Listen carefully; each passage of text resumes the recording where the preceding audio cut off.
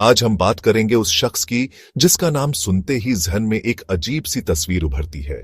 एक ऐसा शासक जो कभी अपने लोगों के लिए मसीहा था तो कभी दुनिया के लिए सबसे बड़ा खलनायक। जी हां, हम बात कर रहे हैं लीबिया के पूर्व तानाशाह मुअम्मर गद्दाफी की। गद्दाफी वो नाम है जिसने 4 दशकों से ज्यादा वक्त तक लीबिया पर एक छित्र राज किया। उसकी कहानी सत्ता, संघर्ष, क्रूरता। वह सिर्फ एक शासक नहीं था बल्कि एक ऐसा किरदार था जिसके रंग बिरंगे लिबास, महिला बॉडीगार्ड्स की फौज और अजीबोगरीब भाषण हमेशा दुनिया भर में चर्चा का विषय बने रहते थे।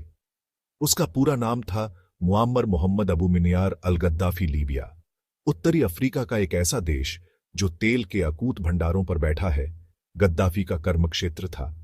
इसी धरती पर उसने अपने सपनों का महल खड़ा किया और इसी धरती की धूल में उसका अंत भी हुआ। गद्दाफी ने जब सत्ता संभाली तब लीबिया एक पिछड़ा हुआ राजशाही मुल्क था, लेकिन उसने देश की तस्वीर बदलने का वादा किया।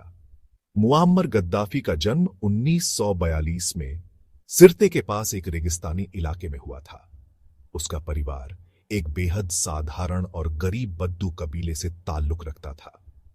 गद्दाफी मिस्र के करिश्माई नेता नासेर से प्रभावित था। उसने बेनगाजी की मिलिट्री अकादमी में दाखिला लिया। सेना सत्ता की सीढ़ी बन गई।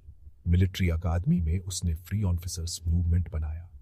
वो तारीख थी 1 सितंबर 1969। उसने सरकारी इमारतों, रेडियो स्टेशनों और हवाई अड्डों पर कब्जा कर लिया। एक ऐसा तख्ता पलट जिसमें खून का कतरा भी नहीं बहा। सुबह जब लोग जागे तो रेडियो पर गद्दाफी की आवाज आई। लोगों ने उसका जोरदार स्वागत किया।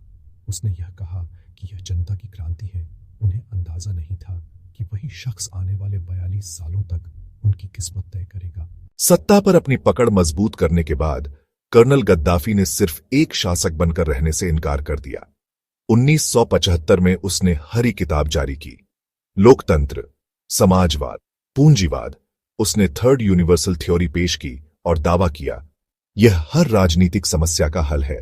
उसने यह किताब हर नागरिक के लिए पढ़ना अनिवार्य कर दिया। उसने देश का नाम बदलकर ग्रेट सोशलिस्ट पीपल्स लीबियन अरब जमहूरिया रख दिया। पारंपरिक संस्थाएं खत्म कर दी। संसद और मंत्रालय बंद। पीपल्स कांग्रेस, पीपल्स कमेटी, हर मोहल्ले में कमेटियां। पर यह दिखावा था। मुफ्त शिक्षा, मुफ्त स्वास्थ्य सेवाएं, सस्ते घर, जीवन प्रत्याशा बढ़ी। ग्रेट मैन मेड रिवर, रेगिस्तान में पानी पहुंचाने का प्रोजेक्ट। ग्रामीण इलाकों में विकास का अनुभव हुआ। लेकिन इन सुधारों के पीछे एक स्याह सच भी छिपा था। राजनीतिक पार्टियां प्रतिबंधित थीं। स्वतंत्र प्रेस का कोई वजूद नहीं था। खुफिया का जाल हर जगह और विरोध करने वालों पर सख्ती। गद्दाफी ने पश्चिमी देशों को दुनिया की समस्याओं की जड़ माना। उसने कई समूहों को पैसा, हथियार और ट्रेनिंग दी। पैनम 103, लॉकरबी धमाका और दुनिया हिल गई। संयुक्त राष्ट्र ने कड़े आर्थिक प्रतिबंध लगाए। लीबिया अलग थलग हुआ। 2000s में गद्दाफी ने रुख बदला। लॉकरबी की जिम्मेदारी और मुआवजा टोनी ब्लेयर और सरकोजी त्रिपोली पहुंचे। प्रतिबंध हटा दिए गए। वह अब बदल गया दिखने लगा। पर यह शांति टिकने वाली नहीं थी। पर धीरे धीरे वह एक भटके हुए तानाशाह जैसा दिखने लगा। उसकी कहानी दिखाती है कैसे असीमित ताकत इंसान को बदल देती है।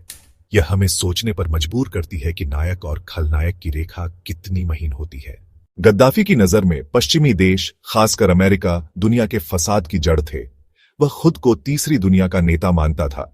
उसने फिलिस्तीनी लड़ाकों को समर्थन दिया, आयरलैंड की अय्यारे को मदद दी और कई अन्य गुटों को भी पैसा, हथियार और ट्रेनिंग उसने उपलब्ध कराई। 1986 में बर्लिन नाइट क्लब धमाका। अमेरिका ने लीबिया को जिम्मेदार ठहराया। राष्ट्रपति रीगन ने लीबिया पर हवाई हमले कराए। 21 दिसंबर 1988 पैन एम 103 में धमाका और बड़े जनहानि जांच ने लीबिया से जुड़े तार दिखाए। संप्रभुता को डर लगा। संयुक्त राष्ट्र ने कड़े आर्थिक प्रतिबंध लगाए। लीबिया अलग थलग पड़ गया। अर्थव्यवस्था चरमराई। गद्दाफी वर्षों तक इन आरोपों से इनकार करते रहे। 2000s की शुरुआत में रुख बदला। उसने लॉकरबी की जिम्मेदारी स्वीकार की और मुआवजा दिया। उसने परमाणु कार्यक्रम बंद कर दिया। पश्चिम ने स्वागत किया। संयुक्त राष्ट्र ने प्रतिबंध हटा दिए। गद्दाफी की वापसी अंतर्राष्ट्रीय मंच पर हुई, पर घर पर गुस्सा सुलग रहा था।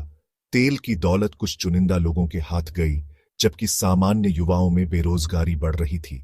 गद्दाफी के परिवार, सैफ अल इस्लाम, मुतासिम की चमक धमक ने आक्रोश बढ़ाया। शासन डर और दमन पर टिका था। अबू सलीम जेल जैसी घटनाएं प्रतीक बनी। 1996 में अबू सलीम जेल के भीतर कैदियों पर गोलीबारी, सैकड़ों मरे, पीड़ित परिवार न्याय की मांग करते रहे। इंटरनेट और सैटेलाइट ने बदलाव दिखाया। युवा दुनिया देख रहे थे, फेसबुक ट्विटर ने जुड़ने का नया जरिया दिया।